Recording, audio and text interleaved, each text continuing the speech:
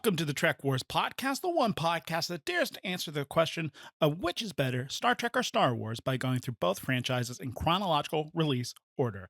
I am Kenny Madison of the Star Trek contingent. With me, as per always, a cup of tea in hand is... Aspen Webster. I did need a cup of tea to be able to get through this tonight.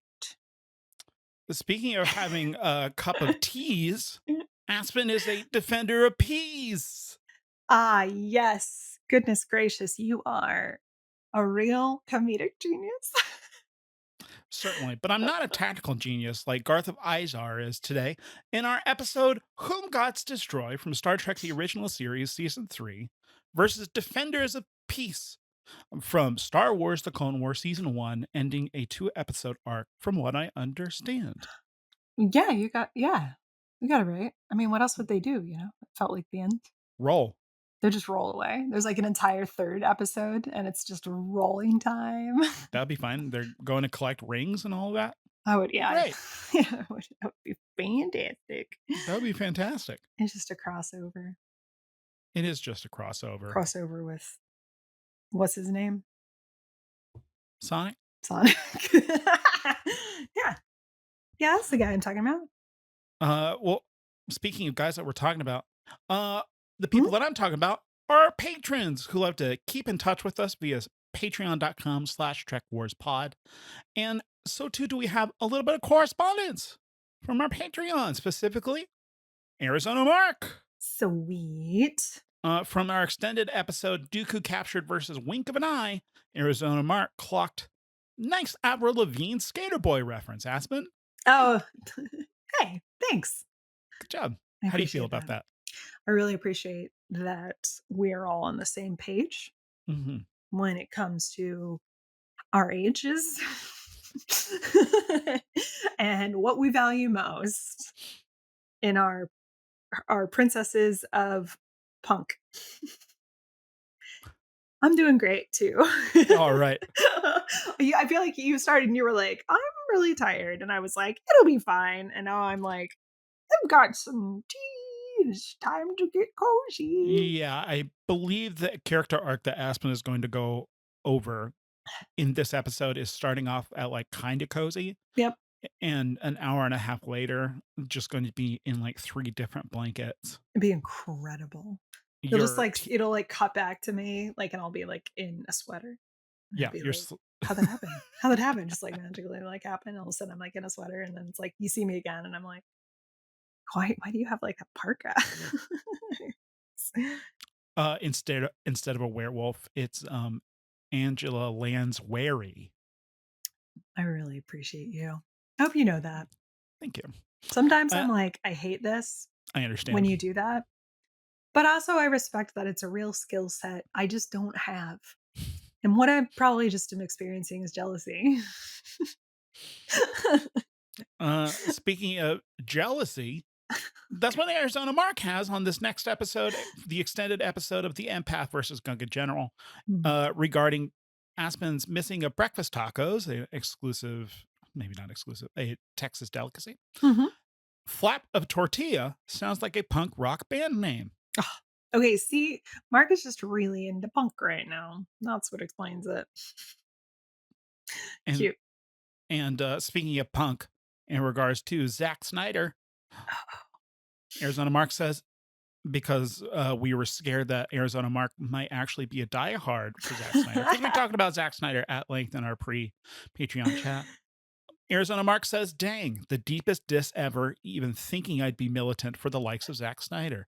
Really not a fan of him. I think I have enjoyed maybe 35% of his films. Would love those percentages about which 35% that you loved, like maybe like the middle chunk of Batman v Superman, Dawn of Justice. That's what I'm thinking. I'm like, I don't know if the numbers work out, that 35%. They're looking for the white Portuguese in that movie. What is that? This? No, I didn't watch it. Okay, I've watched it too many times because I'm fascinated. Because I'm wondering, how can anyone like this movie? They spend the first hour of that movie looking for something called the white Portuguese. What is that? It's a boat. Okay. Because Zack Snyder's trying to double down on Batman being the world's greatest detective. Right. And so they spend an hour on trying to look for this boat whenever really they just need like a piece of kryptonite because they got to fight the Superman. It's, Horrific. and then they finally Horrific. find the kryptonite on the boat because they find the boat, and then they don't bother to show the heisting of the kryptonite. They have spent an hour of real estate emotionally getting us to try and care about how hard it's going to be to get this kryptonite. We are doing all of the work, all of the work, all of the work to try and find it. And whenever they get to the heist part, they just cut to like a broken open glass jar. Do you think this is the 35% that Mark likes? Yeah, I think so. He's like, wow, this is real filming. It's gonna be so sad. No, you're better than that. Sorry, Mark. They don't even show it. They don't even show it. No, I not can't even in not the 3-hour Ultimate Edition. I couldn't imagine like hinting at a heist or setting it up and then just not following through on the promise. The Oh, promise of the greatest thing that we all love, except for like murder mysteries, not you, most people. Aspen, spoilers. Zack Snyder does that again with a lackluster heist in Army of the Dead, a bad movie. Anyways, we're not talking about Zack Snyder. We are talking about Arizona Mark and how great he is. Oh, sweet boy. Thank you, Arizona Mark. I'm excited to check out the Patterson cut of Ahsoka and excited to check out your interview with Kai Patterson over on the Holdo Maneuver. Yay! And last pieces of housekeeping. I want to talk a little bit about Star Trek news and Star Wars news. There's news. It was fun to talk about. Maybe fun isn't the right word, Sure. but let's see what happens with this segment. Our new segment. Item number 1: Starfleet Academy in production. Cool. Imagine Into if you it. wanted a Star Trek TV show starring Holly Hunter and Paul Giamatti. I do. I do too. I definitely And do. so they are now in production. Now, hopefully, this means that Paramount will not suddenly shelve it at the last minute and I never get to see it. I'm very excited. Sounds different. Yep. Sounds different for Star Trek, and I'm very, very excited. Are you excited for the Starfleet Academy show? I Be am honest now. now, Aspen. No, I mean, absolutely. How could I not be? Well, there's a lot of reasons. Name 'em. You don't like TV anymore. Name- You only like making your own paper-bound books. Oh god. That would be like a person much cooler than me. Yeah, but you make your own paper, you make your Right. own ink. Yeah. It's really the only ethical way of media consumption because Yeah. you know all of the hands that it's coming from. It's just mine. Yeah, It's just mine. I'll put seeds into the paper. And when I'm done writing the book and then reading the book I wrote, I'll just put it back into the ground and grow a tree. truly a tree of knowledge from that point. Yeah, so that would be why I wouldn't be into it, I'd say. Yeah. But apart from that very specific reason, I'd say I'm pretty excited. I mean, it just feels really cool. Yeah, and then we got Tig Notaro being a regular cast member. Tig Notaro, So cast member of Army of the Dead. Ooh. Ooh. But also a cast member in Discovery? Yeah. Yeah. She's playing that same character, Jet Reno, which is Okay. rad. Okay, so it's the same character. I was going to say, is Yes. she playing too? Cool. Very nice. And then I think we touched on it last week briefly in terms of Austin Aaron asking us things that we might be excited about within the franchise, with the franchises that we're covering. And we touched on it a little bit. Star Wars Skellington Crew. Skellington? Skellington Crew. It is Skellington? I'm saying it the exact way that Danny Butterman says Skellington in Hot Fuzz. Okay, yeah. Oh, thank Hot Fuzz. I don't know nothing about no Skellingtons. By the way, not Hot Fuzz, but there is it is the 20th anniversary of Shaun of the Dead's release. Wild. There's an absolutely formative film for high school Kenny. There's a theater in Burbank that changed their little bar area to look like the Winchester, and that's fun. And I want to go. I know that because Edgar Wright tweeted about it, and I was just like, okay, I'll go. I live here now. Yeah. It's cute. I like it. I'll happily go see that in theaters. But sorry, the Skeleton Crew. Yes, Skeleton Crew, yes. Yeah, I'm pumped for it. I'm in. I don't listen. What can I say? Well, you love Kids on Bikes. I love Kids on So Bikes. much so that you were in a show that was initially called Kids on Bikes. It was actually never called Kids on Bikes.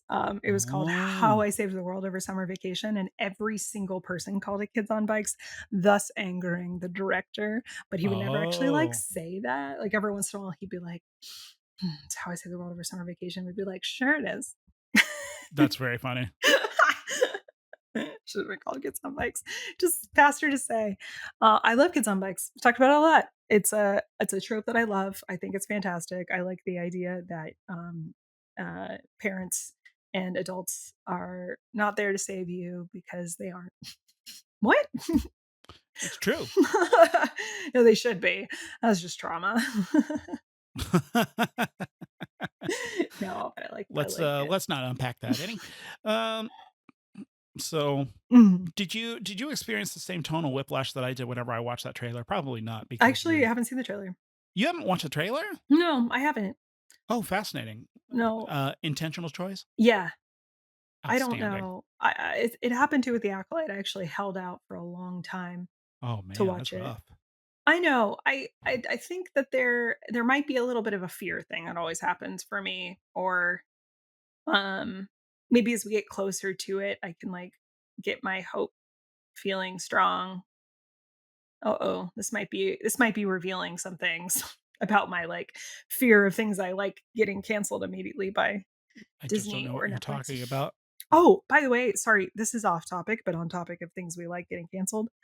Dead Boy Detectives got canceled on Netflix. And like I just really loved that show. Like I was genuinely like this could have been like one of those shows that really kept going and built steam and got better and better and better. And How many seasons did it get? it got That's one it? single season. And someone brought up the fact that Supernatural, a show that went on for 15 seasons, also almost got canceled after one season, went on for 15 seasons and had like a dedicated huge fan base, right? It's like let these things fucking breathe.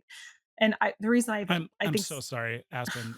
The term that we landed on last week, I know that because I listened to the episode yesterday. You gotta let them cook. gotta let him cook. We gotta let him cook. Sizzle. We gotta let him sizzle. Yeah, we gotta let him cook, and I'm just bummed because actually that show was fun. It was a fun time. I really enjoyed it, and I liked the characters so much. Um, so it's also a show with queer characters, and I'm just like, man, you're just destroying shit, huh? With like black woman and like lead, whatever, whatever, whatever. Anyway, but Well, I'm personally, I hate Netflix shoving its woke identity politics down my throat. Instead, I'll just watch the latest Joe Rogan live special. yeah, or the Dave Chappelle special. Truly interesting material.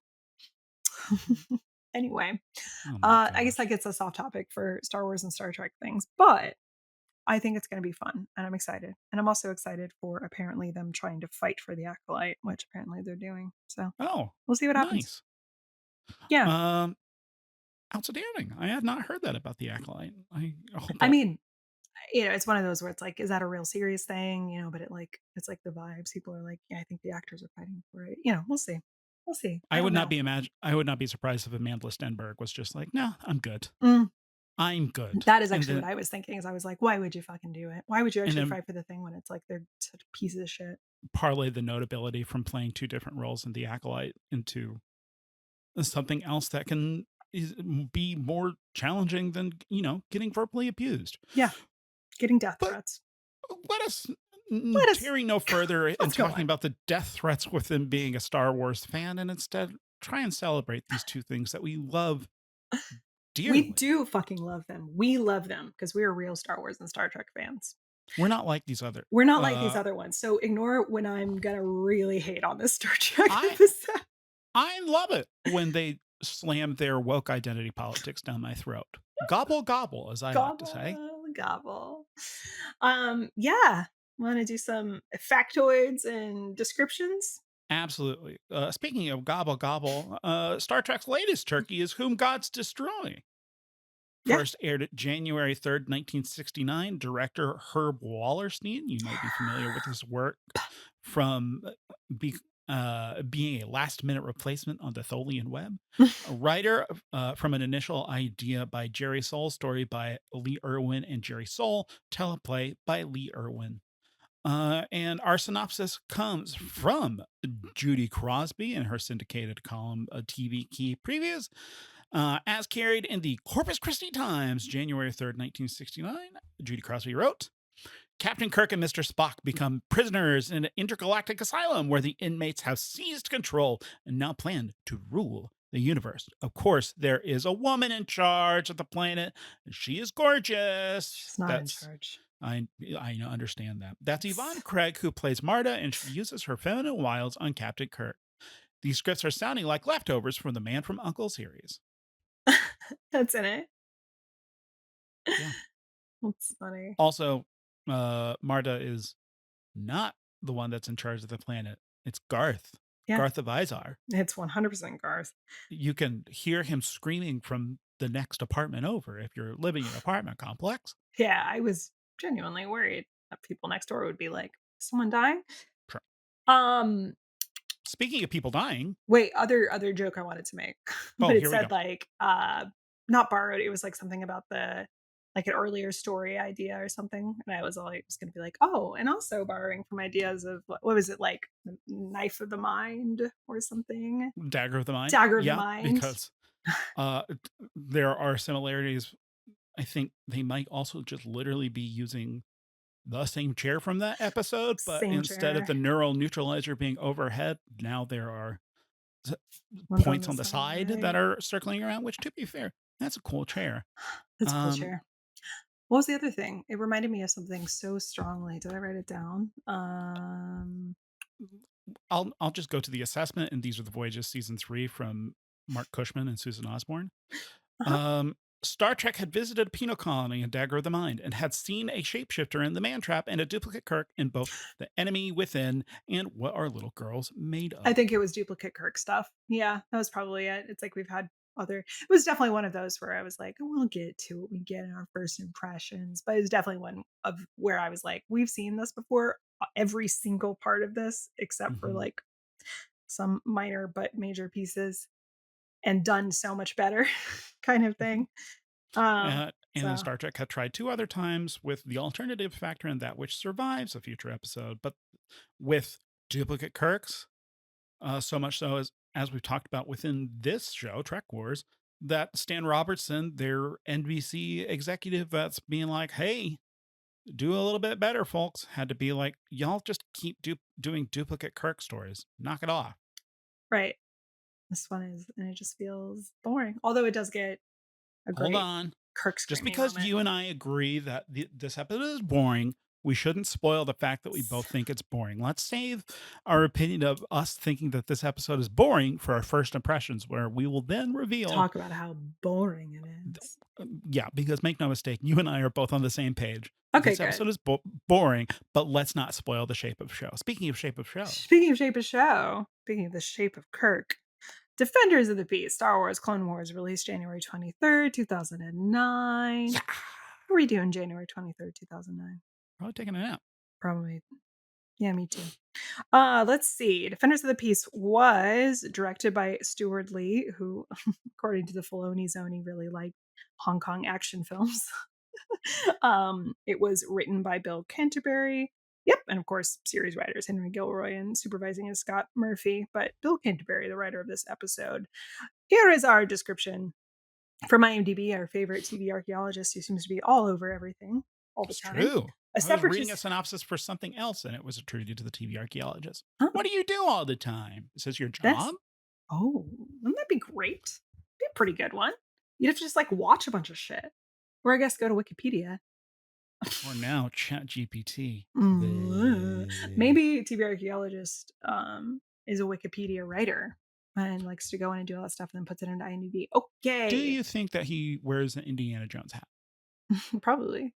I hope so. I hope so. And he's got a little pickaxe. Oh, Or big ass. she. Or That's they. sexist to me to think that oh my gosh, am I a sexist? Yes. I'm gonna write it down that I'm a sexist. Yep. You should write that in the notes. A separatist fleet led by Neboidian Lockdurd arrives, which for the longest time I was like, You're not saying turd, are you? They're not. They're saying turd. Arrives on Meridian to test their new defoliator weapon, which destroys organic life but leaves machines intact. Unknown to them, 3 Jedi and 2 clone troopers are stuck nearby. Of course, from the last episode, they were still staying there because Anakin had been hurt, as we recall, and the Lurmen were getting him better, bringing him back to health. 3 Jedi and 2 clone troopers are stuck nearby without a means of transport off planet. When the Lerman village becomes endangered by the test, the Jedi rush to defend it, despite the objections of village elder Tiwaka. That's a pretty good description. Thanks, TV archaeologist. Pretty well Thank you, written. TV It's archaeologist. clear you didn't get main facts wrong, like someone in Corpus Christi did. So, yes, one of these episodes was boring. One of these episodes was not. We didn't spoil anything, so can people guess which is which? We'll leave it up to you. um, or as I think we talked about it, you texted me, you said, Aspen, this Clone Wars ep is, and you just did the emoji for fire. Holy cow, what an ep. And then great ending. And I said on the flip side, the Star Trek ep is, and then I put an emoji of an ice cube. We are clever. We're so funny. We are comedians.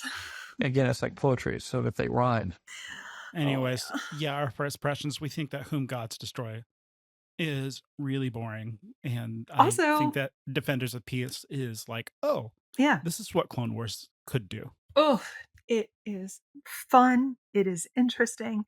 It made me think about how I had been providing commentary and assessment on the idea of like, Clone Wars offers insight into what it must be like to just be people in this galaxy as opposed to like our main heroes.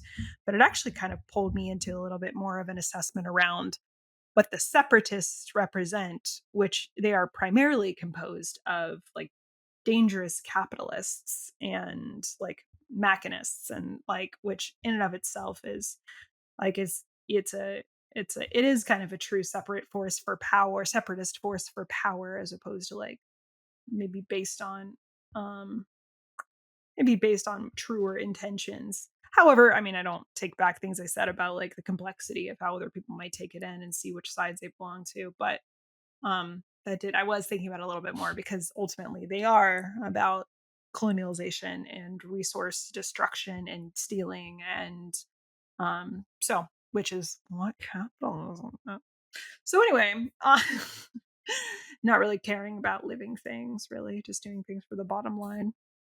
But also the episode has George Takei, and that is great. Yes, which I believe is our first actual tangible link Mm-hmm. between both the Star Trek and the Star Wars franchise, because both of these episodes this way, I found a commonality between both of these Oh my god, you episodes. did? I did too. But It both wasn't of that. them, Had George Takei in them. both of them have George Takei. They do. Yeah, the other one Yeah. does too. Right? Yes, it does. It does. Yes. Right? I hated the episode. I had no idea what happened. Sure. I'm pretty sure it did. That's the unfortunate thing. Because I definitely know that Kirk, Spock, McCoy, and Scott are in it, but then I had been Sulu is not really a character. He's a guy who is like, course laid in, sir. right, and same with Chekov lately too. Yeah. They're just like not people anymore. They're not characters. Uhura too. She gets to give like notifications of things. Sometimes she gets a little bit more to say, but like giving up her quarters and They're not really characters. They are recurring folks that you know their names, and they're not. Yeah, no, yeah, you know, a bummer. you don't really know what they stand for. Sulu's characterization in the beginning of the show is way better than it is here in this. Oh, In yeah, there's at nothing this happening. point, same with Uhura. Yeah, Um, yeah, there's nothing happening. no, Yeah. Sulu was a guy who liked to try a whole bunch of different things Mhm. and had friends. And Uhura Was was good a at lady on a fencing. ship and was just like, yeah, you know what's great? Singing. Am I I love beautiful? singing. Yeah. Can And I be also, both beautiful and capable? Also Yes. strikes me as someone that kind of signed up to do military service because it was something to do, but doesn't necessarily want to be there. Uhura or Y- Sulu? Yeah, because I mean, in her introduction, which I think is the man trap, where she's like, if I have to hear or if I have to hear uh, whatever Spock says one more time, I'm Mhm. going to go out of my mind. Which it's my kryptonite whenever people are like, this space stuff Just so really is a tired. job. Just so Meh. tired of all these Star Wars. Well, Star Treks in this case. Mhm. I I've got some it pulled some stuff for me, some actual Ooh. interesting, like, thematics, but, well, whatever. Um, because, yeah, while the Star Wars episode was, a rollicking good time that, brings up interesting questions about what's worth fighting for, like, or also kinda going back to what we were talking about last week when we were talking, because we were discussing the first episode of the arc, of the sort of diplomacy that is necessary, of like a few things come up that I would love to get into a little bit more, but like Sakura talking about, like, we can't force anybody to do anything. Like, we have a responsibility to protect, but like it's almost like they find a way to keep them safe without necessarily like violating until it really becomes desperate. And I think that Mhm. that's very interesting. I mean, the Jedi are, damn big heroes in this one, but like so are the Lerman, and I just think a lot of interesting ideas come out of it. Meanwhile, in the Star Trek episode, that's just so offensive and boring. Like, if it were just boring, it'd be one thing. If it were just offensive, it'd be one thing. But it's offensive and boring. So frustrated. Though I did like Garth screaming a lot until I didn't. You know what I mean? Now, Aspen, you might be talking about character actor Steve Enot, Uh-huh. who died 3 years after this, Oh, after a did this heart kill him? issue. Oh, this probably Yeah, killed him. it stressed his blood vessels. Aspen, let's play one of America's favorite games. How old is this actor? Okay, let me think. 32. Excellent guess. Okay. You are within 2 years of some way. Okay, let's go 34. Right on the head. This actor was 34 years old, about to be 2 years younger than me Yeah, a by year younger than playing me. Yeah, esteem. How old was Shatner here? right. It's always moments like this that I invite everyone to come and see us on camera and just how beautiful our skin looks. It's true. We just like glow in our 30s, Yeah. Probably from Uh, not smoking. Go into therapy. William Shatner was born March 22nd. This, so they were filming this in 1968, which would make Shatner, he was born in 31, which would make him 35. What? So make Shatner 35 and this actor is 34 whenever this was filmed. So this great fleet captain that Kirk had to, his fleet strategies were required reading at the academy, is actually younger than Shatner, but Fantastic. looks like He looks so 20 much years older. older. He looks so much older. Just like a rough time. Just like a real rough time. Did you know that the air was just smoke back in the 60s? I did actually. You remember the movie Nice Guys? Yeah. Which we love. Actually, Yeah. we've talked about this. We love Nice Guys. It's a I great mean movie. I mean, a big part of that is they're in Los Angeles pre-catalytic converters on being put into cars. And like it's one of the things I'm saying is I'm talking on my ass, but I imagine it's one of the major feats that like reduced smog and pollution, and like just actually having any kind of regulations on air quality. It's almost like Oh, regulations are actually good, you it's crazy that motherfuckers. enforceable government regulations can actually lead to, a better quality of life on this planet that no one asked to be alive on. Anyways. Whoa, man, therapy. Sorry, Therapy's working for us. Keeping I us gotta pull going. out. Hold on a second. This is what Okay, happens. there we go. This is what actually happens when we're tired. It's like not that we become necessarily like uninteresting, it's we get like a little too personal. Oh yikes. Get like a little too mad, you know? Yeah. um it's a fucking offensive episode. I actually find it to be so lazy that they are. It is an extremely mid episode, not boring enough to be exciting. Like oh boy. Oh What's a boy, I don't remember anything. Don't what worry are about it. some hot bad cat spa? Yes, Cat that's spa. a I'm top like, bad app. this is so campy. I'm Yeah, delighted because everyone's going for it. It's such a big, right. broad episode. They fight a cat. How can you be mad at that? Big old cat. As opposed to this episode, which is you can't argue that a cat spa has been done on Star Trek again. But this episode, you've done it Mm, earlier, though granted it hasn't rerun at this point in mm, time. for sure, sure, Um, sure.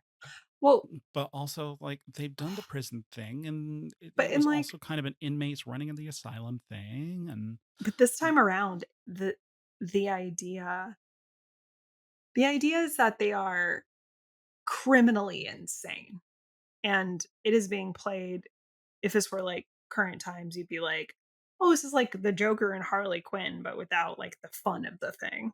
Like, and without any agency or power being granted to them. It just like feels very weird and shitty. It feels like a lot of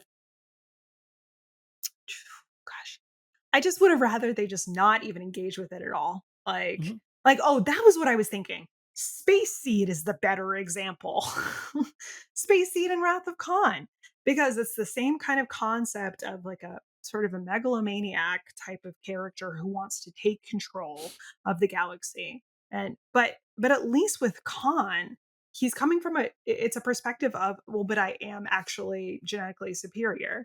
Like I do deserve this thing. I mean, there's a lot of pieces in there. Whereas this is like a dude that if I were to sit down and be like, oh boy, I'm working in the hospital right now as a certified therapist, a thing that I was, not in a county hospital though. Like and I was like, this is your patient. Like I'd be like, okay, what would I like? I guess we're like it just feels it actually this is one of those examples where it feels like it's been done before better in terms of like motivations, and just to be like, well, he's crazy, he's so lazy and so offensive, it drives me up the wall.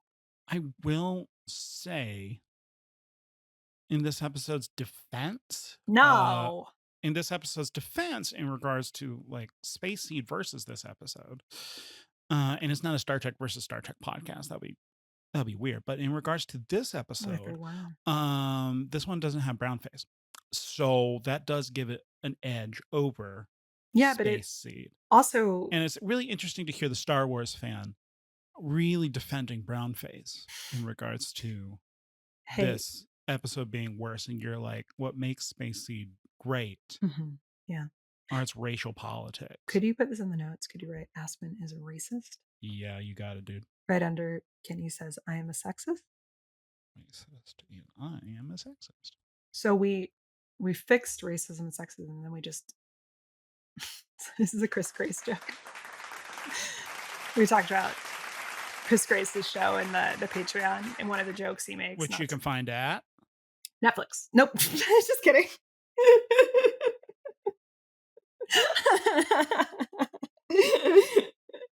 It's that's where you'll find everything like Ted Boy Detectives that's canceled. It's on Dropout Television. Our Patreon chat, you ding dong. Patreon.com/TrekWarsPod. Yeah, dude. I thought you were curious. I thought you wanted people to know where to watch his special. One of the things he They can says, find out if they listen to the Patreon. We're one talking of- about trying to punish the capitalist pigs that are trying to force us into being into these different pegged holes and no, we're trying to suck all your money dry. Get over the Patreon. I am pretty tired. I gotta pull back the, from this. I'm pretty aggressive. the joke he makes is he's like, at one point in the show, I'll fix racism and then I'll reinvent it. I was just thinking that. Like we fixed it and then we reinvented it. Oh yeah. You're right. Um no, No, it's I agree. This is a pretty mid episode, and but it's then not just mid. It's like I do feel fundamentally and like offended by it. Like sure. I it just is God, I don't know, man. It's just shitty and it's stupid. Like the way that Marta so he the way he behaves Marta, what a shrill character that well, has nothing going on. she's and it's like but again, the direction to her and to him as well, to no one else, they basically just lumber around, is like, be as like a fucking psycho, right? Like, just be a psycho. Like the way she just sort of like is all over him and like freaks out, and the way he like has those sudden turns, like it would just. But the things we've also had this before, it'd be much. I was just like, well, what if you were just like a megalomaniac, obsessed, like a capricious person who turned, but we've had that with like gods before, right? So it's like already like I feel that it is frustrating and reductive in that way. Yeah. And then to have her as this sort of simpering, strange, again, the worst version of Harley Quinn you could do, where someone was just like, you know what I hate? Women. And you know what I think is funny? Like mental illness. Like, don't get me wrong, mental illness is hilarious, but only if I make that joke. Only people with mental illness is gonna make sure. You don't get to make that joke. I get Yeah, to just make make that that joke. joke. But even then, again, reductive. Yeah, she's shrill, she's simpering, she's shitty. The best thing she does is tries to get with tries to get with Kirk and like be like, I want to get you out of here, and then pulls a knife on him, which I actually thought was rad. I fucking Mhm. loved that. Because I was like, yeah. I don't know. I'm not putting this enough into words except to just say I hate it. Yeah. I'm not. I'm not. Like I think that they're like I'm trying to think of Well, then, representations of mental illness that are not Aspen, horrifically offensive, but or sure. like who or that like It's gonna are be it's great. gonna be Slim Pickens in 1969. Well, I mean, Um, like I'm thinking of like One Flew Over the but Cuckoo's Nest, right? Which is a fundamentally empathetic movie and book as well. yeah, And although it wasn't. the baddie of One Flew Over the Cuckoo's Nest is the person who's apparently does not have any mental health diagnoses. She's the cruel one, Sure. and like these are like people. Yeah. Anyway, It but wasn't until recently that I found out that the book One Flew Over the Cuckoo's Nest was actually from Chief's perspective, yeah, it is. I mean, which is that's 75, by the way. which Is the is movie? bug nuts. It's a That great book. It's a great book. so I've heard from our Yeah. friends over at Coach Beer's book club. Yeah. I mean, I think you've laid out your point of the fact that they there are other portrayals of mental health that are far more kind and constructive whenever having this discussion, because this what the plot of the episode is that our characters get thrown where the inmates run the asylum twisted. Okay, then what is the function of that plot? What are we looking at? Star Trek, very often a thematically rich show where you are taking a look at something a little bit askew, Mhm. and it's asking questions. This episode feels like it is asking those very offensive portrayals, and you're just being with those characters for 45, 50 minutes, Oh, yeah. Also, and the dumb fucking you are not aliens. really exploring anything, which also, No, I mean, you reading These Are the Voyages, season 3 by Mark Cushman and Susan Osborne, uh you find out that this episode was like good enough whenever they bought it, and they just needed scripts. sure. And so they were just like, we're so far behind, we just need something. You know what they And should then have done? hmm, They should have brought back that guy, and they should have done the American Doctor Who. They should have just thrown another episode of that guy. Aspen, not every new episode of Star Trek can be a follow-up to Assignment Earth. It I just love can't it. happen. I want Assignment Earth. I want now. I want it now. I want Assignment Earth now. I loved it. I want it. Sorry. Yes, it's just a script. It's just a fucking script. I got you. I got you. They just need something to fill the time. Well, also because like Why not you make it a story about Sulu? Whatever. you I mean, so true. But you also feel the further that we get into season 3, the stories just get thinner and thinner Mm, and thinner and or covering other material. And according to the research, apparently they hadn't even watched Dagger of the Mind, which is, I recall, a more interesting episode that's inquiring about the punitive system with yes, I 100%. mean the punitive system in general. I'd have to go back and listen to that episode of Trek Wars again to see hear our insightful thoughts on Dagger of the Mind. Uh, and so you are left. So it's not really interrogating anything. Okay, Nope. so then what are you left with? Surely we've got some delicious performances to hang our hat on, or something that is, whenever you remove thematic inquiry, whenever you remove ideas, then you have to supplant that with like execution. Relationship. Yeah. Any kind of a relationship, And it's hard or whenever you're execution, yeah, both, y- all, yeah, both of those things. Yeah. yeah, And it's the, I mean, our main characters are basically Garth and Marta, mhm, because Kirk and Spock are just kind of in there, in holding yep, the entire time, and so they're yes, they're sidelined. And okay, so then if we're functioning within the classic Western storytelling mold that uh, great stories are change, then what are we exploring with these characters that we are following? And the answer is not not really much, much. mm, And the performances are, I love a great over the top performance, but as I've said on this podcast before, you never, and I'm stealing this from Nicholas Meyer, director of Star Trek 2, you never want to show them your top, huh, because once you've shown them your top, they see that you got nowhere else to go. yeah, yeah, I And guess that's the equivalent of you can't start at 11, yeah, yeah, exactly. And Steve Enat, if he were better directed, I um, think could give a more compelling performance, because he's got an outstanding top, but the direction's not there for him, right, because there's no shape to his performance. no, in fact, it has the he has the flow of, yeah, it's like, well, I will say the stakes actually don't feel very high until Marta gets blown up. Talking We about do. changing. I will say we got a clear goal for Garth. He needs to figure out the answer to Queens level 3. Right. That A is one single point in this yes. episode's favor. Yes. Very clear. To be able This to is what get we. he Yeah, needs that to be able to get onto the ship so that they can know it's Kirk. So yeah. he's like, Wink. I gotta get this out of Kirk. He Because Garth can also change.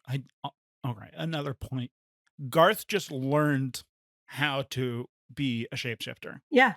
That's that's kind of cool. That is cool. The story of that is that he got into like, and I guess the origin of his what we'll call psychosis also like happened because there was a terrible accident. He was cared for, learned from these, I guess, like another species on another planet that was caring for him how to The change it. Antosians. They were doing something else, and he figured out from that how to do it.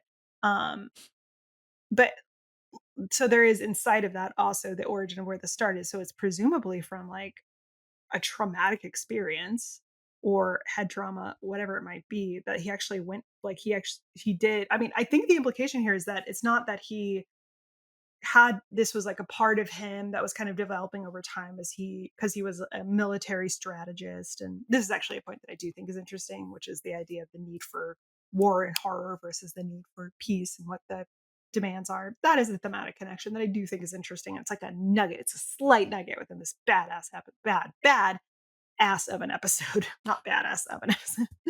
But no, what I was going to say is like it's that I think the implication is that there was a literal accident that caused this, which makes it feel even worse. Well, that's to get back to your point of his backstory.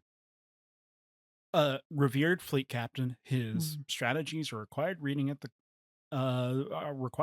academy. He did mhm, something at a place called Axonar. mhm. And then within the episode, textually, Kirk and Garth are having arguments of being like, "No, we got to." Garth is like, obviously, because he's a crazo. Cr- He's a crazo. See, He's you can crazo. make that. You can make that joke Uh, because it's funny. yeah, that's right.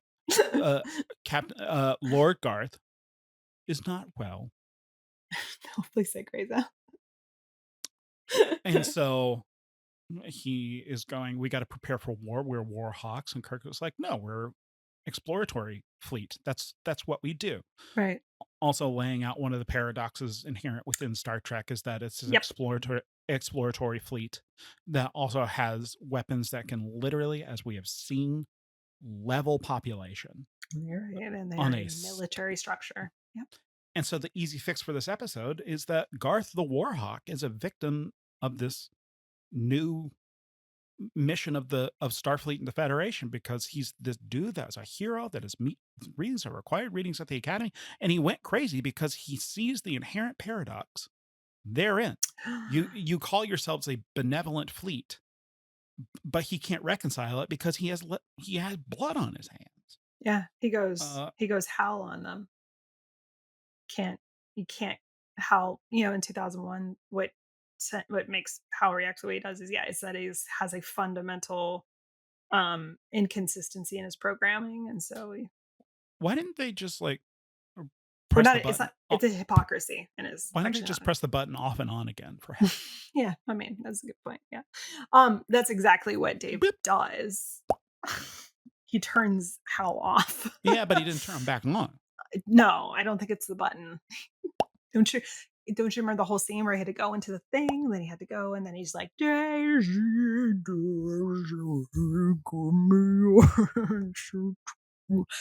that's his eye. It's not a button.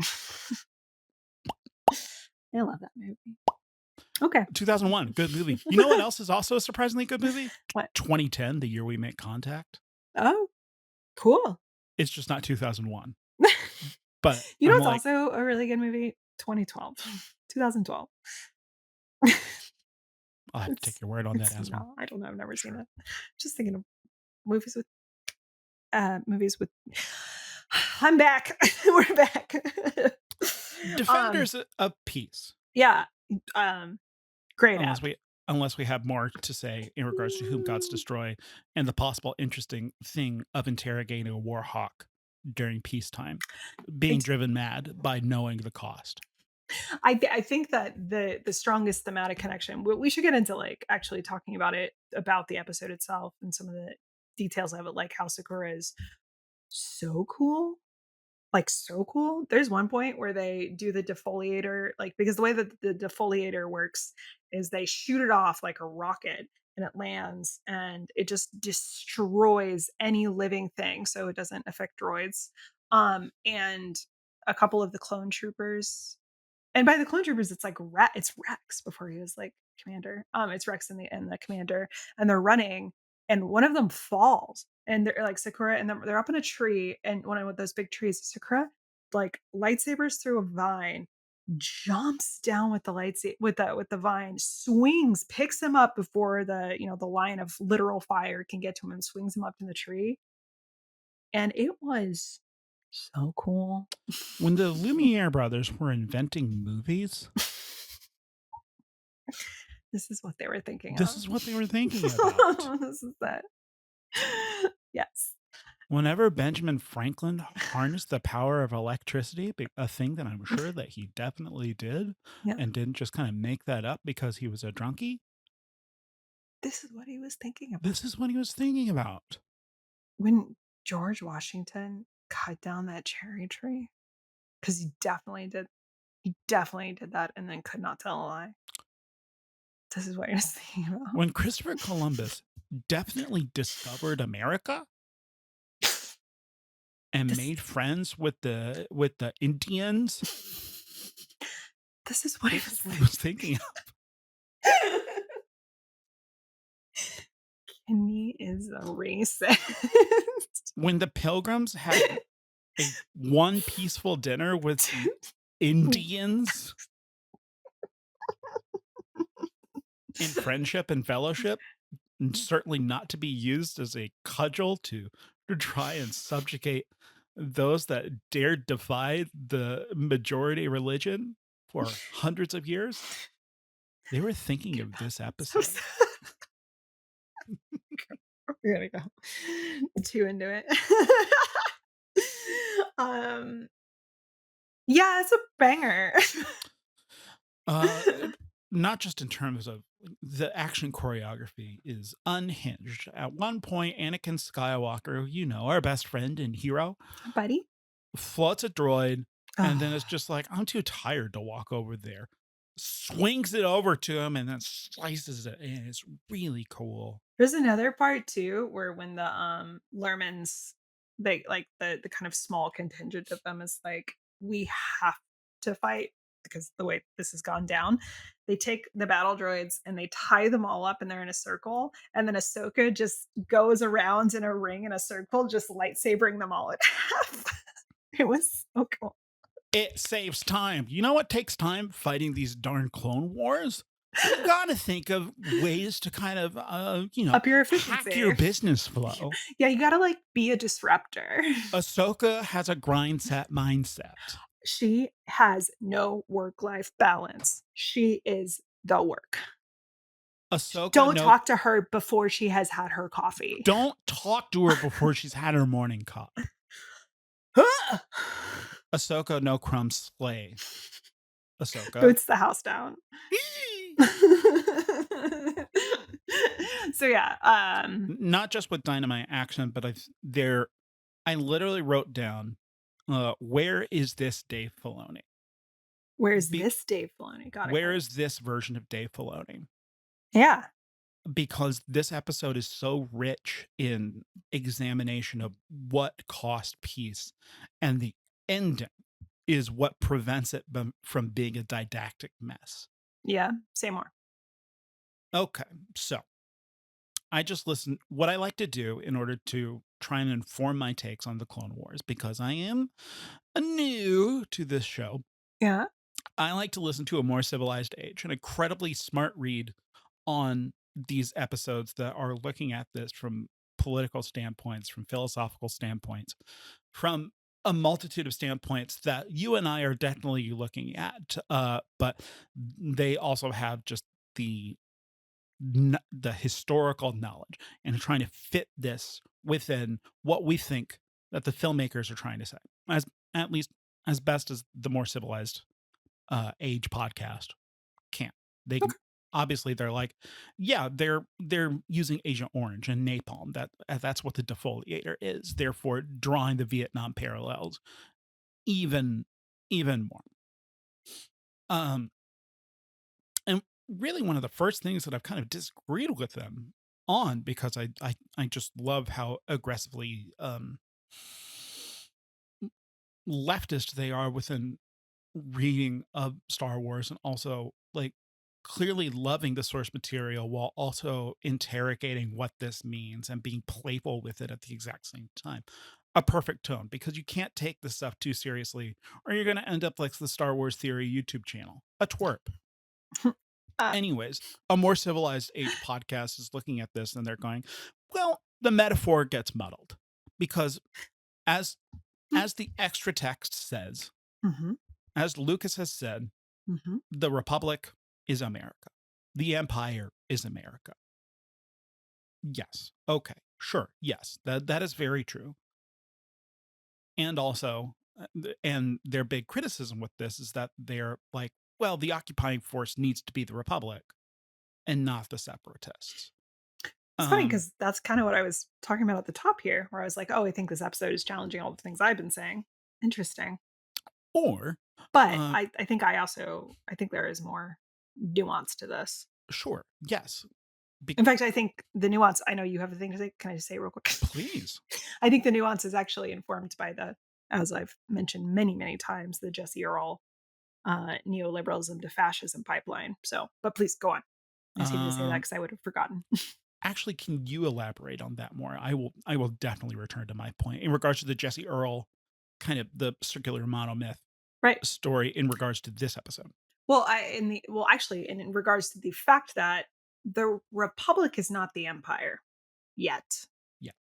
Yet. And if like this is perhaps dangerous, but Mhm. let us apply the concept of that I mean, this is it, the neoliberalist agenda and framework that is applied to the republic. So we are in a state of neoliberalism right now. We have not yet fallen to fascism. We have not yet entered into that space. That space is the empire. I want to asterisk explicit fascism. There's still, Yeah, yes, it's or there's I guess sure. if you ask Palpatine if he's doing a fascism, he might not necessarily do a fascism, but like there are fascist overtones that are leering over everything. And as they say in the More Civilized Age podcast, you are challenging the Republic's unchallenged supremacy, and all the separatists have Yes. to do is just be like, I'm, and they're quoting Osama bin Laden in regards to this. If they just start a fight somewhere, they will place a military base there because they can't have the image of the Republic challenged. But also, this is a show for 12-year-olds. Anyways, Well, continue. I think this is actually exactly what I was talking about. I'm glad that I'm not the only one who was thinking about this as, oh, this is muddling. This is muddling the metaphor for sure. Um, if we think of the separatists as perhaps in some ways still like providing resources, like, being an understandable sort of off, like this we can see that they might be a viable alternative if like the republic is actually doing things for the look when actually they are doing things out of like a kind of neoliberalist power of like, well, if we actually move into these spaces to protect you, are we actually protecting you, or are we just exerting additional power over these spaces? Mhm. That's a big piece of it, right? And but Mhm. I think if we do start to break down the separatist movement as being composed of uh I'm going to call it, I mean, like almost like sort of like the other side of the coin of this kind of strictly capitalistic powers, which is a theory in and of itself and an application that is kind of overlaps with neoliberalism. But like you can see it in, what we are doing here is we are literally we are defoliating, we are destroying for the purposes of colonization. Um, So they are themselves colonizers, but in the way that capitalism more explicitly colonizes space and extracts resources. Like it's the businessmen themselves coming out and their lawyers and doing the damage as opposed to the more the more structured sort of like we're hiding behind the fact that we're actually doing good in our geopolitical context. Does that make sense? Yes. And I think that notion is encapsulated beautifully by the ending. Yes. So yeah, tell me about the endings. You really liked it. It's Like, brilliant. what about it did you really like, I guess, is what I'm getting at? It's it, um our overseer within the episode, the leader of the Lurmen, is going, yeah, sure, we survived, but really, Mhm. what do we give up? And it's not just that 3 Republic ships appear overhead. Yep. There's star destroyers. Yep. And it's the Yeah. notion of surprise, unlike um unlike the prequels, unlike the 2D Clone Wars, we've gotten to see Anakin be a character, and these are kind of, whereas the prequels were constantly yelling, "Did you know that Anakin's going to be Darth Vader one day and the Empire is coming?" Yeah. Clone Wars has been so far, for me, it has felt a little bit more strategic in deploying these things, and this is a beautiful like piece of, I hope I'm using this correctly, dramatic irony, Yeah. because he's he's kind of Yeah. right.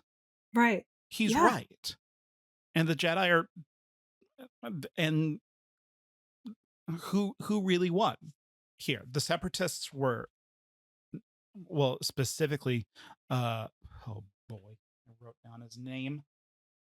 Lock Durd, played by George Takei. Yep. Sure, he wants to test out his defoliator, and it's fun to be evil. It's cathartic to be evil. Ask people that were torching villages in Vietnam. They were achieving something. Granted, then it asks questions of droid personhood, but also Lockdurt enjoys being evil. It is He fun for loves him. well, he wants power and he wants more power. Yes. That's also torching villages and hurting people and killing them. It's power. Yeah. Um. Hmm. Sure. Yeah. It's fun for him to be evil. And then the Republic is functioning within the confines. The Jedi are functioning as, and some of them believe that they're fighting for that notion of peace. Yeah. But because, and this is also the brilliant stroke of individuals that are functioning within a corrupted system. And that can also be dicey because within the modern reading of this, but not necessarily within the context of this, though, as we've talked about at length, they're introducing the notion of gray within who these Jedi characters are, but Mhm. they're still kind of straightforward heroes mostly. Mostly, yeah. So much so are Right they now. straightforward heroes here in this episode. And then you pull out, and we understand that the Jedi can't function within the Republic. Their system can't function within the Republic because something so bad is going on that they literally can't use their sick, awesome Jedi powers. So, what separates them from being a Senate commando? That would make that Jedi's are blindly serving without interrogating these notions, defending the neoliberal status quo, if I'm using that notion correctly. And that ending shot is a perfect encapsulation of Mhm. it's they still are pulling an imperialism, even He if it still has the is. mask of benevolence Right. on it. And also, I mean, the metaphor gets muddied by the fact that um we we don't know that if Dick Cheney was funding both the United States war efforts as well as the Taliban war efforts, or Sure. boy, Well, I I'm mean, using that it it the Iraqi works. insurgency war effort, but it serves great as a symbol Yeah. of that ruling class because Right. ultimately both, as we talked about in our last episode, in the Jedi Crash episode, ultimately it is not an actual war of ideals. Uh, It's it's a simulation of a war, and they're using they're they're fighting because Right. Because the text could make it a little bit clearer that outer rim systems feel excluded from the Republic. They're and they feel beholden to be operating within the Republic, and that they think that the Republic is a little bit out of touch, yeah. and so they are doing this. Those are good ideals, and we're starting to see them in Clone Wars, but within the movies Mhm. wasn't really articulated because it was busy with um other things, and Lucas was wanting to, well, specifically Okay. with episode 1 where it feels like Lucas was just wanted to like do a adventure, Just wanted to do a Star Wars. which is fun and Um, fine. yeah. I mean, But this is just such a textually rich episode, and it yeah, is. sure, yeah, okay, Well, your yeah. metaphor is muddied, but also that's extra textual analysis as opposed to looking at the episode for what it is. And I think the metaphor is still pretty darn clear. It's an occupying force, and you have to fight the occupying force. What does it mean to actually be a pacifist?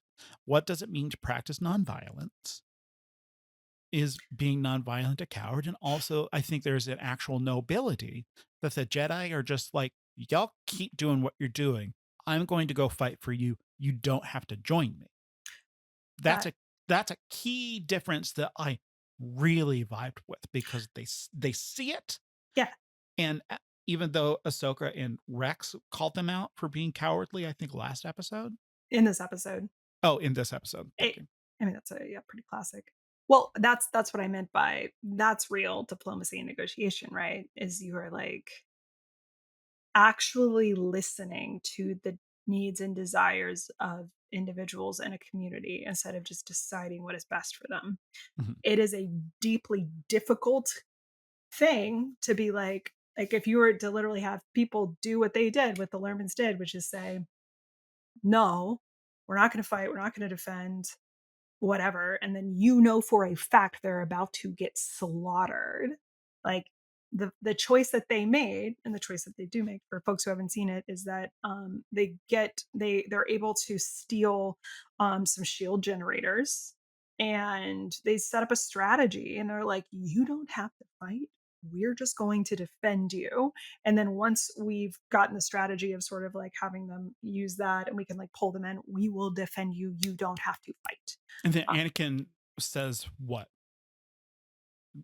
Ask, let us do this for you." Right. And Something along those lines. That's much better written and not paraphrased off the top of my head. It is so compelling. yeah, and I just feel like ultimately, because Sakura says it, I think Anakin says it, like we can't make them fight. We can't make them do anything. No, Like, and I and they think recognize the nobility within that's them. a fundamentally respectful perspective. People are willing to die Right. rather than raise arms. Why is that cowardly whenever Yeah. they are that let go of their egos and so firm in their belief?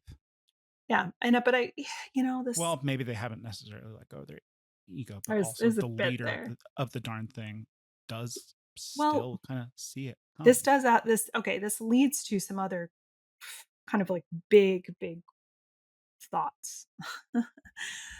Which is sort of like, I think something that Star Trek's fundamental sort of like thematic clash like brings to light too, which is like the inevitability of conflict. But Mhm. like, is it truly inevitable? And like, even in a, we talk about this plenty, even in a society that Oh, presumes like interesting. a I've never thought utopia, about it. Yeah. there is still inevitable conflict. There is still inevitable war, or a war just as a concept. It, I don't know. I think I too would like to believe. I mean, I think modern conflict is often it is kind of generated by means of like made up boundaries and ethno states and people seeking power and money grabbing and resources and marginalization of others. Like that's That modern war, and right? that's just wars that are based in nations and Exactly, groups, right. not to talk about corporate war. Right. And of course, like historically, I mean, like a lot of similarities. And so I can't, it's a real horror to say, to take that. Did you ever watch or play Fallout? Did you watch the Fallout show? No, I don't play video games. And well, the show's really, really good. I don't watch TV either. And it, yeah, no, famously, um, Only films, movie films. films. There is a and Do you there's know what I like about movies? everything, There's 24 frames a second. Love them. Mm. all 24 frames every single second. Every single, or 23.976 or 25. If I'm across the pond, Gov. Beep, beep, Beep beep. beep, beep. Oh, 25 frames, isn't it? Oh, why should why? I don't quite know. It's just the way it is. Rad. There's just a bit. Ultimately, Fallout is about it's about corporate and capitalistic interests profiting off of the perpetuation of war, because war is always inevitable. And there's a kind of horror to that of, you know, um, because I think you could you perceive a current modern world in which like that wouldn't like that so many things are fueled by that, right? So many wars and so much bloodshed, not everywhere, not all the time. It's a huge reduction in generalization. I know there's a lot to this, but and Well, now I'm just thinking about just to blow it up even more because we're talking about, well, you mentioned about how Star Trek posits that conflict is inevitable, even if it's at the other end of a benevolent uh, n- space nation yeah, that is still going around and still getting in fights or whatnot. But that's also to continue to couple it in with Jesse Earl's fantastic monomyth video and the perpetuation of the hero's journey, and the fact that in order for Western storytelling to exist and within franchises to exist, the status quo keeps needing to reset to some sort of new conflict.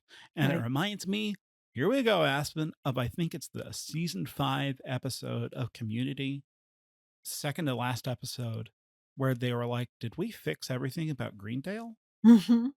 And then they have that existential crisis, and then the camera just kind of like pulls out and then just kind of looks down an empty hallway Yeah. and then just starts cutting around places in Greendale because like there's no more problems. Yeah. Basically begging you to be like, this is what TV would be like without conflict, without problems. But I can't remember that super well, Do you remember that? but do they panic? And like it's because now it's like, what's the point? Uh Subway comes in and threatens to close the school, so conflict Right. happens. Right, So exactly. it's also been a hot minute. I need to rewatch Community soon. Because I have this feeling of like without there being a conflict, it's there's it yeah, with Community, it's of course it's always the meta story, but also it's like we can't function without there being a problem or something to fix. Um, And our Lerman, uh, well, at least at the beginning of it, are boldly going, we can exist. we We have can. been existing. We don't need your war here. It's And the outside of Jedi yeah, ca- it's outside of the can't. bounds of both the internal storytelling and also the external like meta narrative of what we do in shows and film. Yeah, absolutely. Yeah, there's like a sort of inevitability in both. Like there's always going to be war. And I mean, I would really love like what does it mean? Like this idea of like is this something like is there a need for this for conflict? Of- Again, not just for the storytelling but for like the actual functioning of people and characters. Mhm. Um No. You and I both know the answer is no. but I think Y- within the society and the way that everything is set up, absolutely. And yes. it's going to keep being Because done. achieving goals is a disruption of norms. Right. You have Right. not you do not possess this goal. Yeah. Therefore, you will do things to achieve it that Yeah. requires effort, that requires displacement of resources. And I guess yeah, there's always going to be a power desire for power, and however that looks, however it is disguised, it will still be that. Just it just looks different in different ages and eras, different contexts. But did you like that Garth was loud though? I'll tell you what I did like. Here we go. Um, when he is pretending to be Spock after Marta tried to stab Kirk, he says as Spock, "She has worked out an infallible method for ensuring male fidelity," which is very funny. That she just kill him. Also later he says to Kirk, "You could serve as human sacrifice for the ceremony." And Kirk just looks because the whole episode he's just been like, "What?" And in that moment, he just goes, "No, I wouldn't enjoy that at all." And it's just so funny. It was genuinely funny to me. You know what else that you would probably enjoy? What?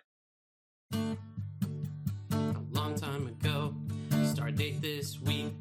I courted a beau, I dated a geek, but none of them could warp my drive into hyperspace. The best of both worlds kept me in second place. Captain's log on a holocron. I wanted a snog. I penned a song. 17 more minutes of thighs in super high def. Aboard the USS Enterprise, DTF. Don't you take my Ewok glider and clip it. Don't you take my red shirt buddy and nip it. If you spill the tea, I'm gonna sip it. I starship it. Aspen, what are we doing? Naming our favorite starships that starship through the sky. Ah! And starships that are chipping relationships that we want. Ah! Do you know how often, despite this being something that I want to do and have started, I forget to find a ship? Aspen Diane Webster. It's your middle name, right? Yeah, could be if you wanted it to be. Could be. Text me what your middle name is. I don't want to say it on. Text you? Yeah. Okay, I'll The text you right listeners now. don't need to know it. I'll text you right now. Thank you. I did it. I texted you. Do you like Oh, it? it's close. It's got 5 letters. They both have vowels. Yeah. Yeah, you go first. Oh dear. We'll start with our ships. Starships, of course. The big honkin' H ship. That the separatists fly their droids down. Oh, man. that ship, it was so big. Which, look, it's an iconic ship from the Phantom Menace. They're troop carriers. Oh, I'm thinking of later when they set up the whole big structure. Is that what I'm thinking of? Probably. Because they have it, because it's like they've got the ship itself, and you're like, cool. But then later on, they're like looking out there, and they're like, it's like they've set up a whole military compound. And I was like, is that another giant? That must be like a bigger ship. Am I wrong? I don't recall. I've only seen the episode once, and this is one of your favorite TV shows, so I'm going to have to ask you to provide your own clarification. Wow. So sorry. I know that I own Star Wars The Clone Wars Season 1 on Digipack, but there are limits of my knowledge, unfortunately. Anyways, the big H ship, I was thinking about this because one of the delightful things, and the thing that I just enjoy about great starship design in general, I subscribe to the Rick Berman thought of designing spaceships, and I'm sure other people too. Make it to where like a 12 or 13-year-old can be able to draw this thing. And one of the great things and iconic things about the silhouettes of Star Wars ships, like great Star Wars ships, the Millennium Falcon, the X-Wing, the TIE Fighter, they have very clear shapes that you can draw. Yep. Death Star, similarly. The Trade Federation ship is like a Death Star, but with a donut around it. Also, like the Queen's Naboo cruiser, looks just like an SR-71 Blackbird. The Naboo Starfighters looks great. Pod Racers kind of gets a little bit more difficult, a little busy, but still you got the pod and 2 engines. Similarly, you got the big H ship. It's a big H. You got your X-Wings, you got your Y-Wings, you got your H ship. This is the ship that you're talking about, right? Yes. Okay, sweet. That ship is so cool. It's so cool. It's just very big H. cool. Just big H. It's fantastic. It's I loved fantastic. it. Yeah, you're fantastic. Thank you. Uh-oh.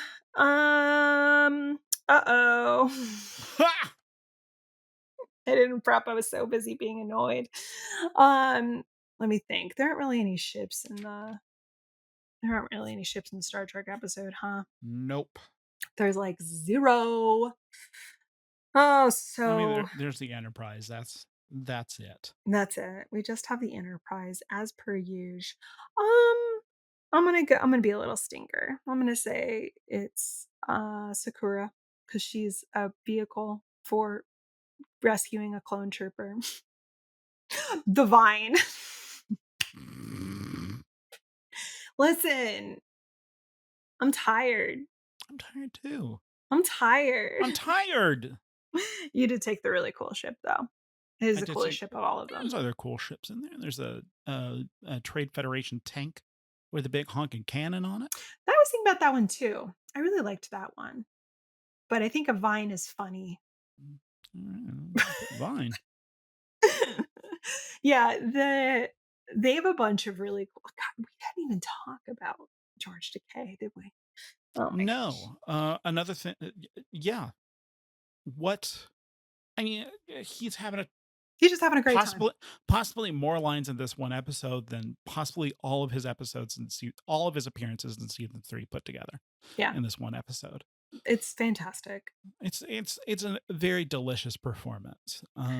the design of the Nemoidians who they talk about on the Filoni is, Yeah.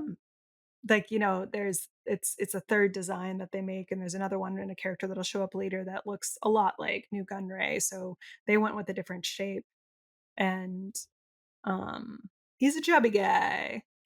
He is a big boy. He's a big boy with a big hat.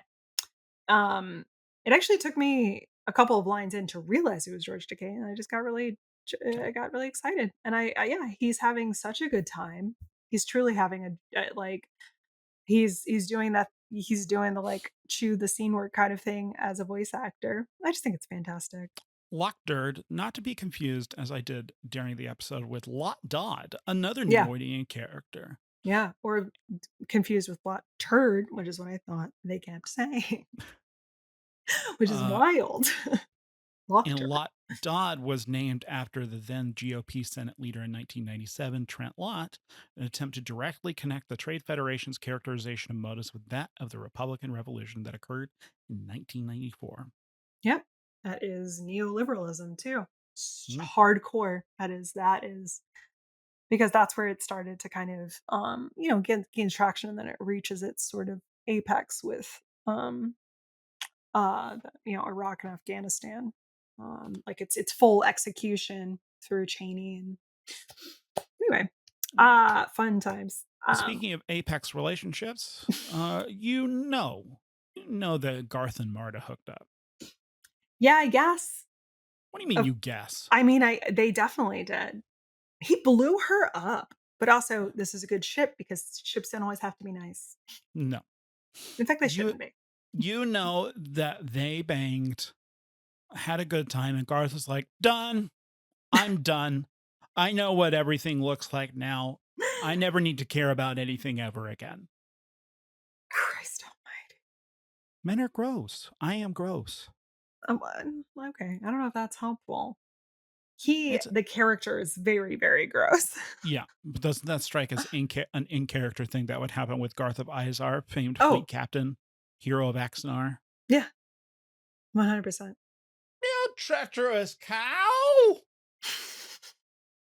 It was really funny though. Ooh, that's my Garth of Izar impression. It just sounds like Ooh, one of the Monty Python guys doing a lady. Ooh, yeah, you're absolutely right. Um,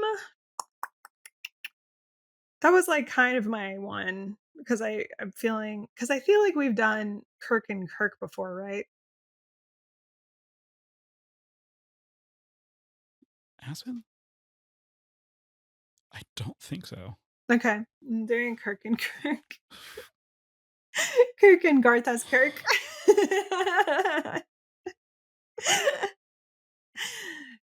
Fantastic. Real, like, specifically Garth as Kirk, not just Garth and Kirk.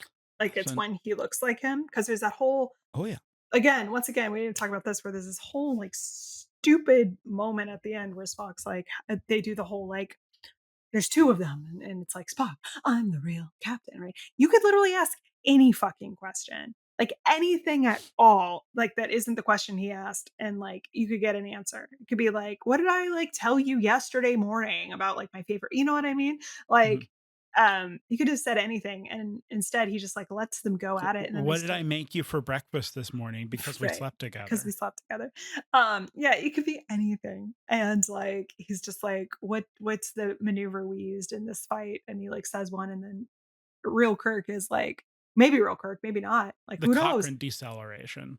And it's just like, that's, like, a very common one. It's just like, "Yeah, ask a different question instead." It's so stupid, and later when and then they get into a fight, and he hits him with that, it's a whole thing. And later when he's like, "Why didn't you?" And he's just like, "Well, I was just gonna, like, wait it out and see." And she's like, "Just what the fuck?" Anyway, while they're fighting, it's actually a very impressive, like, fight scene, like, truly, with it being 2 Kirks. It's actually probably that and Marty getting blown up are the 2 surprising things of the episode where I was like, "Oh, okay, something's happening." I don't know, it's pretty sexy. That's all. That's what I'm getting at. It's sexy. Is she sexy? Cool. You know Yeah. what else is sexy? Rating things because they are objective. Numbers, dude. Numbers are sexy, dude.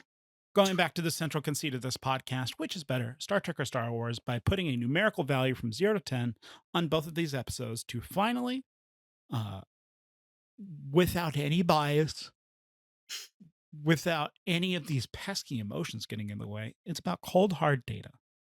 So let's supply our emotional rankings for these. Again, the episodes Whom Gods Destroy from Star Trek, the original series, season 3, versus Defenders of Peace from Star Wars, The Clone Wars, Volume 1. I will go first, and I will start with I'll start with Whom Gods Destroy, and I will rank Whom Gods Destroy a sleepy 4.0.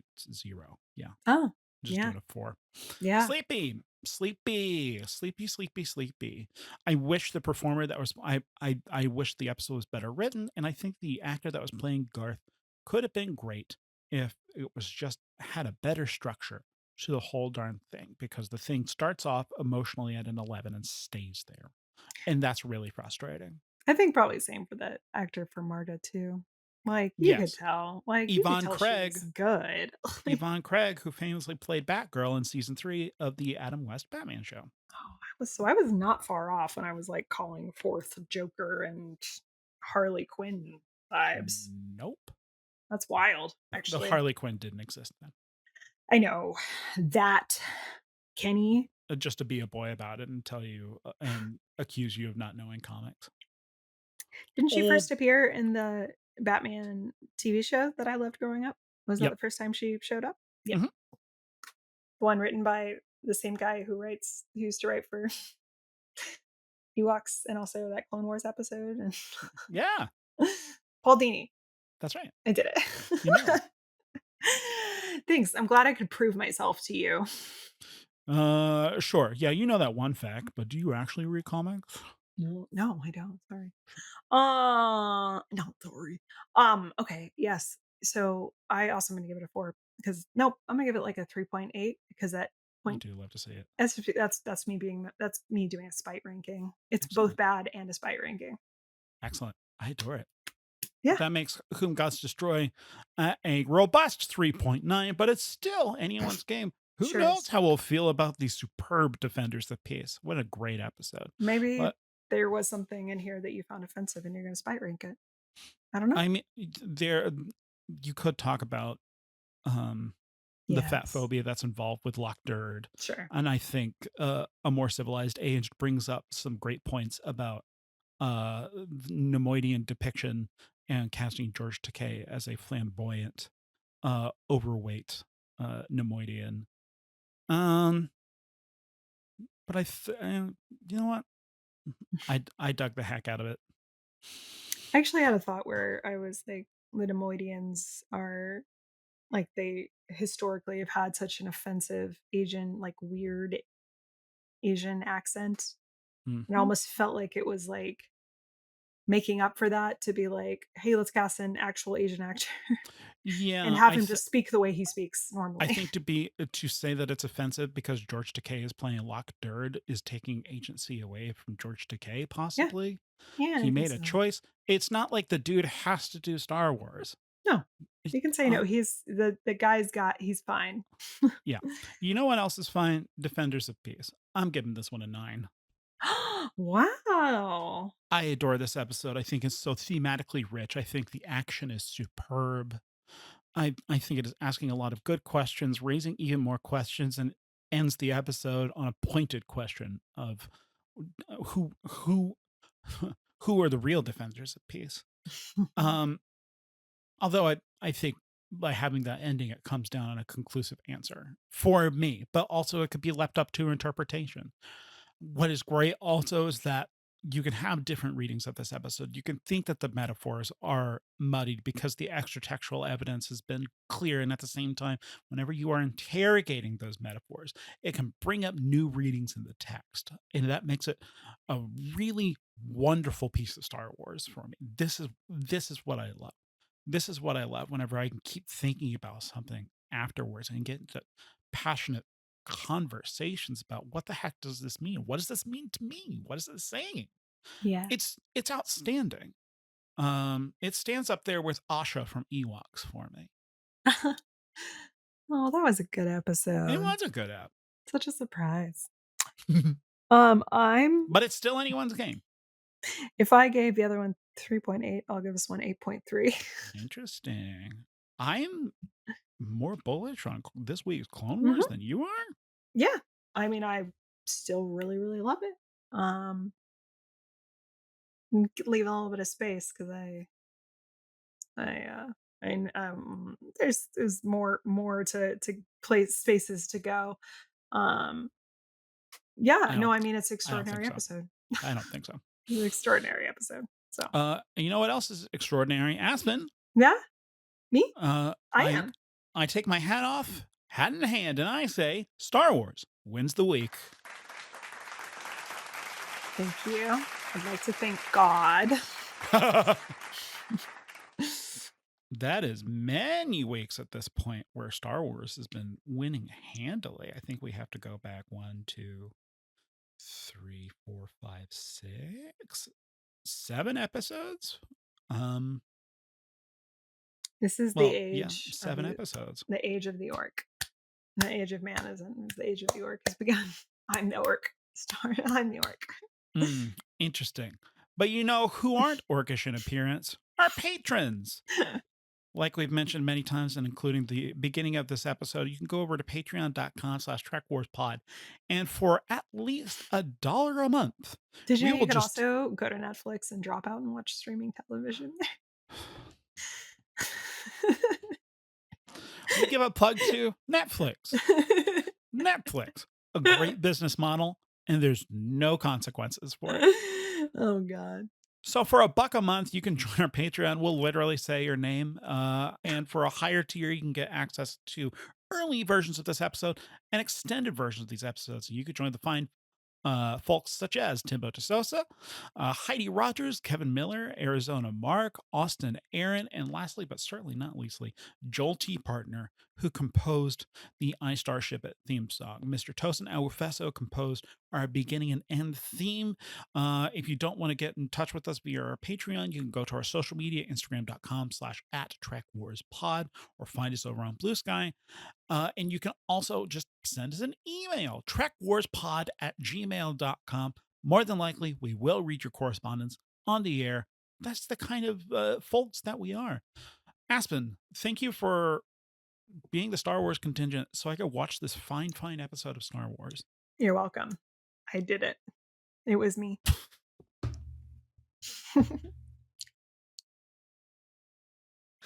You're welcome. You did it.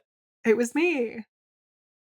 Oh, and also you can join our YouTube, youtube.com/@TrekWarsPod, where you can see Aspen playing with her cheeks for the past 45 seconds. Aspen, I love you. I love you too. And listeners, we love you. Thank you so much for listening. May the force be with you and live long and prosper. Beep, beep, beep, beep.